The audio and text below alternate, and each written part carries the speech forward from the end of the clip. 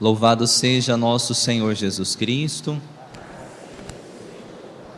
Queridos irmãos e irmãs, nesse dia 24 de janeiro, nós celebramos a memória desse grande bispo que foi São Francisco de Sales, um bispo que viveu no século XVI, entre o século XVI e o século XVII, um bispo que veio de família nobre, que renunciou ao título de nobreza, renunciou a tudo aquilo que os seus pais poderiam lhe dar, sendo que ele era o filho primogênito, e depois de um episódio que ele viveu, de literalmente cair do cavalo, São Francisco de Sales sendo de família nobre, sendo um príncipe herdeiro, um dia num trajeto que ele fazia a cavalo, ele caiu 2 vezes, e nessas 2 quedas que ele teve, a sua espada caiu no chão, formando o sinal de uma cruz.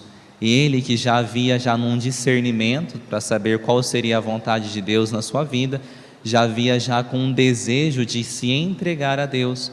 Então, com 19 anos de idade, ele então renuncia a tudo aquilo que a sua família poderia lhe dar, para então se entregar a Deus, sendo assim um sacerdote. São Francisco de Sales viveu numa região, ele nasceu, viveu e desempenhou o seu ministério na mesma região. Ele não mudou-se para muito longe. Ele viveu na região de Saboia. E nessa época havia surgido ali uma heresia chamada protestantismo. E de origem calvinista, o protestantismo daquela região foi então o grande meio, o grande apostolado de santificação para São Francisco de Sales. Ele então, como padre, desenvolveu um trabalho de imprensa, um trabalho de emitir jornais, de usar meios de comunicação para poder evangelizar porta a porta, instruindo os seus fiéis sobre os dogmas da fé católica, orientando o povo de Deus a como responder ao protestantismo que estava se alastrando naquela época. E além disso, ele então, como padre nessa situação, foi depois sagrado bispo dessa mesma região. Ele se tornou bispo na mesma região que ele era padre e continuou lutando contra todos esses problemas.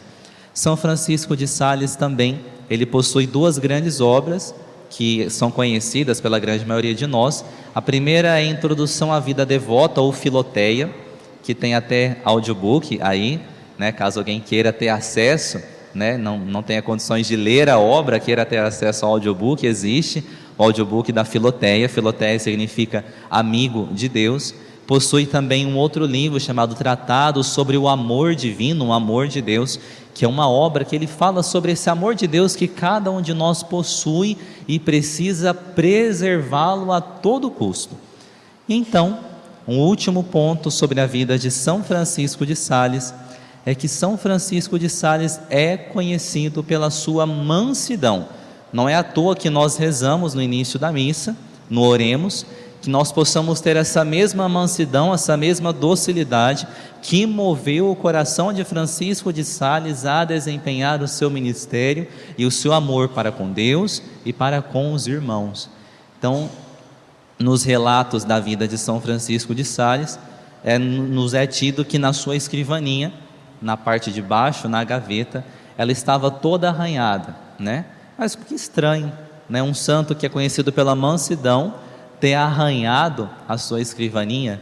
Então ele descontava ali toda a sua raiva diante das situações que ele vivia.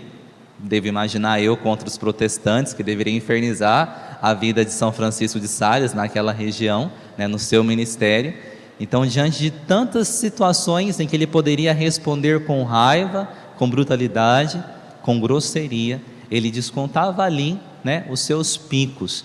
Então nós somos chamados, adiante desse bispo que viveu a santidade, suplicar também pela intercessão dele a mansidão em diversas situações na nossa vida que talvez nós não queremos ser mansos, nós não queremos ser humildes, nós queremos responder à mesma altura, né? Olha só que belo exemplo que nós temos do rei Davi nessa primeira leitura de Samuel.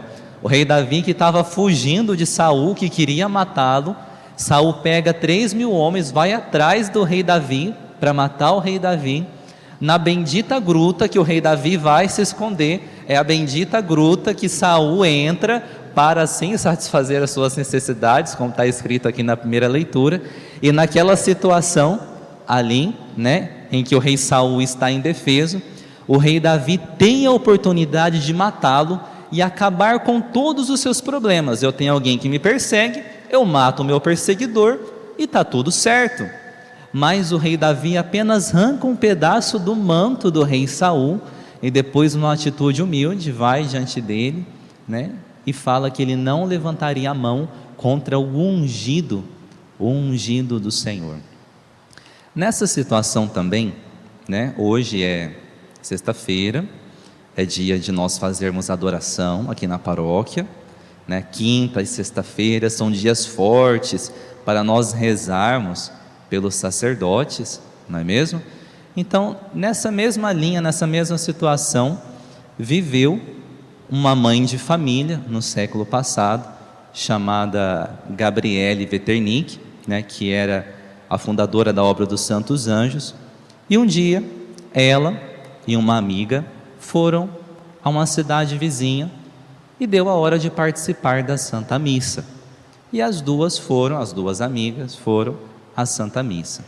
Chegando lá, participaram da missa, mas perceberam que o padre celebrava sem devoção alguma, não tinha zelo pela Eucaristia, não tinha zelo algum pela Santa Liturgia, não tinha zelo algum para o sagrado mistério da Santa Missa.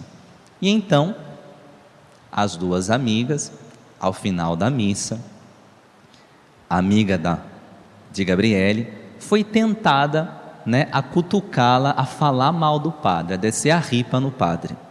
E então, Gabriele Veternick, que tinha uma intimidade muito grande com o seu anjo da guarda, de modo que ela podia conversar, ver o seu anjo da guarda, né?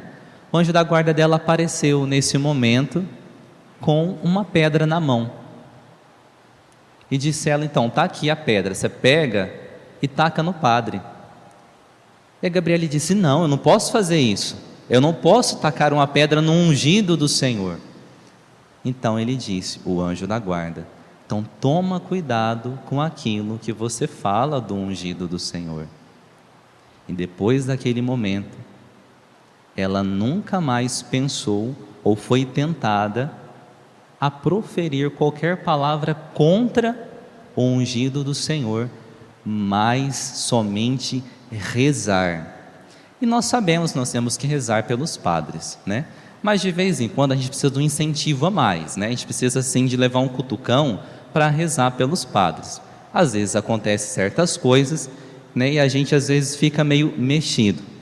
Há 20 dias atrás, uma pessoa desta assembleia foi usada, né, como uma mensageira de Deus para interceder por um padre, e ela não tem a mínima noção disso.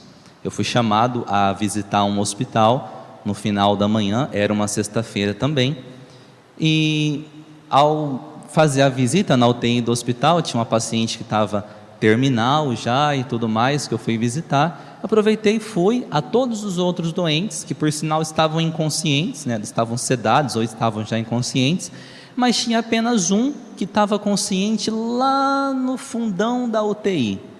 Eu fui, bonitinho, cheguei perto dele, bom dia, então eu sou o Padre Felipe, gostaria, sim, tu vim aqui para rezar com os que estão aqui internados, eu queria saber, eu posso rezar com o senhor é católico, tudo?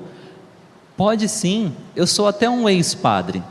Aí eu, amém, então vamos rezar, né? Vamos rezar.